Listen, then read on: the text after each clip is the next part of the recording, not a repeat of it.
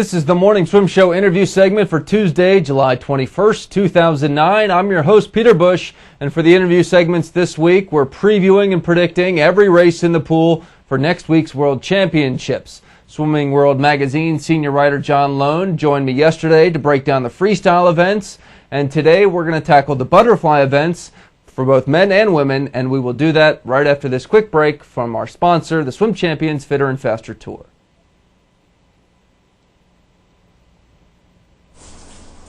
Unforgettable.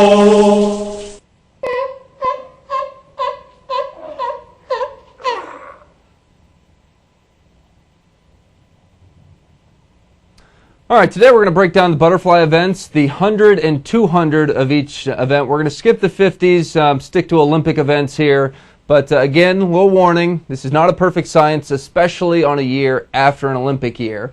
But let's give it a shot nonetheless. And joining us right now from his living room in Cranberry, New Jersey, yesterday I said Pennsylvania, is John Lone. John, how you doing? Peter, good to be back. Okay, let's start with the women's 100. Interesting event. Christine Magnuson, your silver medalist from Beijing, swimming really well for the Americans again this year. But there's definitely some ladies out there, Marlene Veldhuis, Libby Trickett, that are going to make it very difficult for her to win this race. Yeah, I mean, you got to look where Christine Magnuson's at right now. I mean, she comes at U.S. trials and goes near personal best time, 57.1, I believe she was, which is right on what she was in Beijing. And there's got to be a little bit more in the tank there. So I think you're going to see her become the first American in the 56s. You know, you look at Veldhuis, she's got the fastest time in the world this year, 56.6, and she was just off Ingrid de Brown's world record, which also for her would be the Dutch record. And so she's got to go in as the favorite. And you take a woman like Jessica Schipper, who, long time, factor on the international scene, more so in the 200 butterfly, but also a great 100 flyer. She'll be right in this mix. Now, if I have this right, Trickett did not make the Aussie team in this event, and so that takes her out of the equation, and that's the Olympic champion. Okay, so then you've got Veldhuis, you've got Schipper, you got Magnuson. Does Dana Vollmer? I think she'll make top 8, and I think she'll have a great meet. She's on fire right now, but this is another one of those events that right now women outside of America are dominating. Yeah, I mean, I expect Dana to be in the top 8. If she's not in the championship final, I'll be shocked because, like you said, Peter, she's swimming out of her mind. What she did at NCAAs has carried forth to World Championship trials in Indy, and now I expect a big meet out of Dana. Whether that translates into medals, I'm not sure. But, there's a chance she could be 56.9. She's just a very talented, woman who... But the question is, does 56.9 get it done in this speed? And like you said, the American women, Magnuson's has a shot, but Vollmer, she would have to be knocking on the door of the bronze, but it's going to need a big time, improvement over her personal best of 57.3 to make that happen. All right. Before we started, I gave a little warning that, this is an imperfect science, and this is exactly why. You've got the women's 200 fly, and so far this year, Ellen Gandy from Great Britain is far and away the fastest. I mean, a relative unknown swimmer all of a sudden posting a 2:04.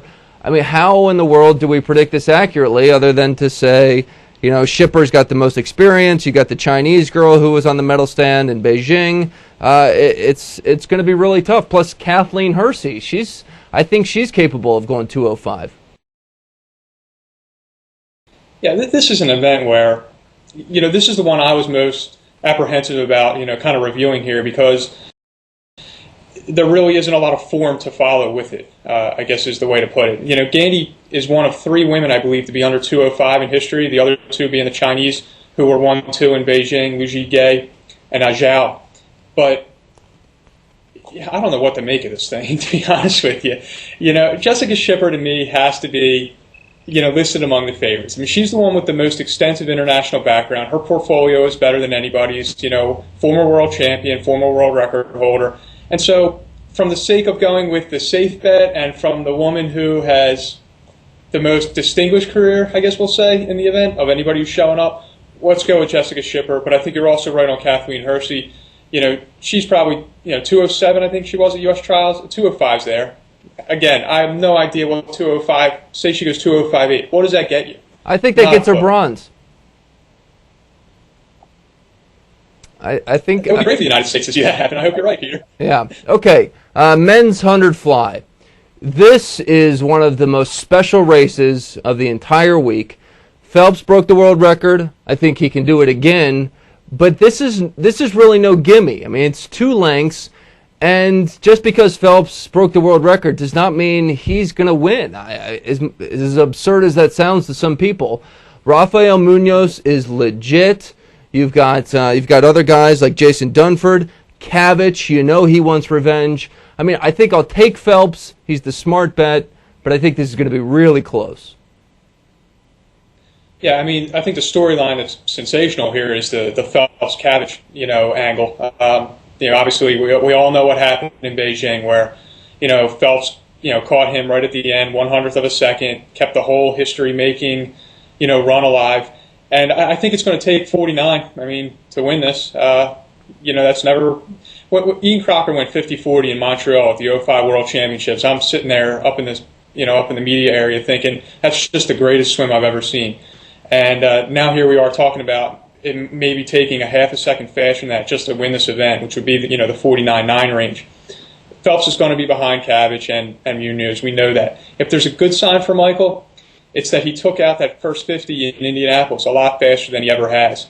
And I think he's going to need to do that. He can't lose touch with those 2 guys and just expect to pull that fingernail finish off every time. And I think he knows that. I'll go with Phelps. I'll go Munoz second, and I'll go Cavich with the bronze. Keep this in mind, though. I'm not 100% sure if the 100 flies at the same spot in the meet that it is at the Olympics, which means towards the end. But at the trials, Phelps had only swum the 200 free and the 200 fly before the 100 fly. That is nothing compared to what he's used to and compared to what he'll have to do in Rome with relays. So I think it's obvious that he felt more fresh than he usually does from the 100 fly, and I think that's why he broke the record. So for that reason, I'm still going to pick Phelps, but you know what? I'm not going to be surprised at all, if one of the other guys beats him. Do you think it takes 49, Peter? I think somebody goes 49, and you know what? I'm changing my prediction. Phelps does not win this because he's going to be too tired by the end. He does not have the base training that he had at the Olympics. He is not going to win this event. My take on that is, we're talking about the reason I don't think it's going to matter much how many events is. This is a guy who's dealt with 17 events in an Olympics on 2 occasions now. So for Michael, and I know the training is not similar to what it was going into Beijing, but I've never seen Michael really be hampered to a point where he hasn't come through because of the number of races. So for that reason, I'll stay with Michael winning the thing. All right, 200. Phelps is going to win this.